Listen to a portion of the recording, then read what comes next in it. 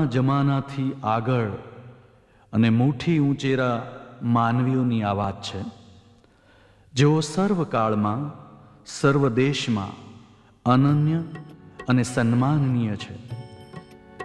તેમની હસ્તી કોઈ પણ પ્રાપ્તિથી ઊંચી અને અનેરી છે.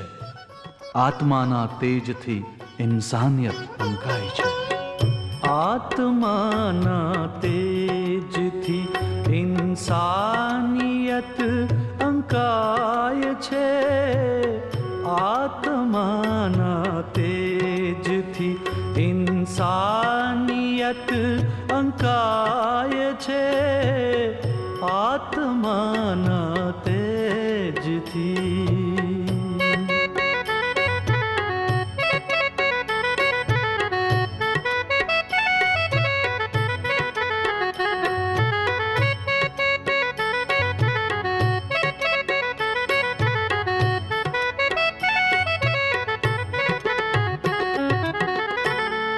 જેની અનોખી રીતને, જેના અનોખા પ્રેમ છે, એવી મીરાને પૂછજો હે રાણોજી હવે કેમ છે.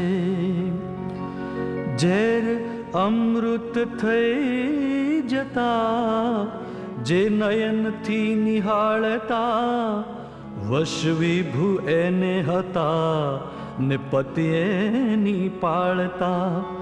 એથી એના ગીતડા, એથી એના ગીતડા આજ ઘર ઘરમાં ગવાય છે. એથી એના ગીતડા આજ ઘર ઘરમાં ગવાય છે. આત્માના તેજથી ઇન્સાનિયત અંકાય છે. આત્માના તેજથી ઇન્સાનિયત અંકાય છે. આત્માના તેજથી.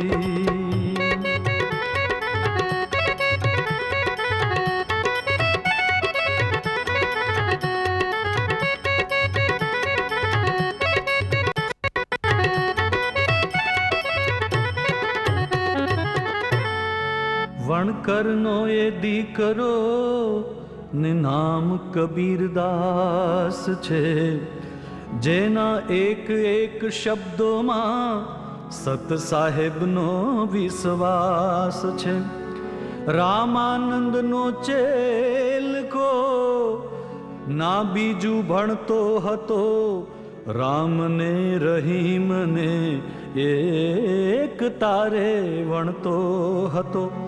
કેતો તો કૃષ્ણ કરીમમાં, કેતો તો કૃષ્ણ કરીમમાં એ ના કશી જુદાઈ છે. કૃષ્ણ કે કરીમમાં ના કશી જુદાઈ છે. આત્માના તેજથી ઇન્સાનિયત અંકાય છે. આત્માના તેજથી ઇન્સાનિયત અંકાય છે. આત્માના તેજથી.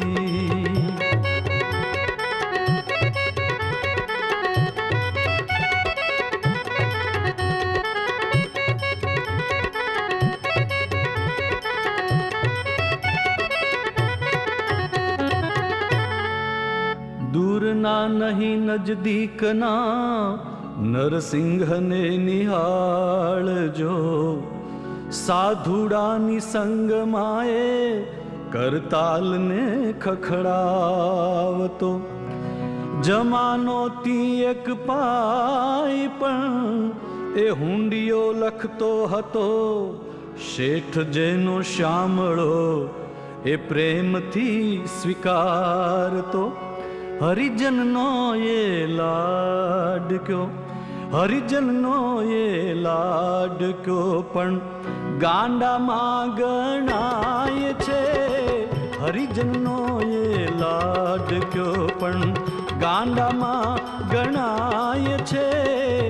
આત્માના તેજથી ઇન્સાનિયત અંકાય છે આત્માના તેજથી. ઇન્સાનિયત અંકાય છે આત્માના તેજથી.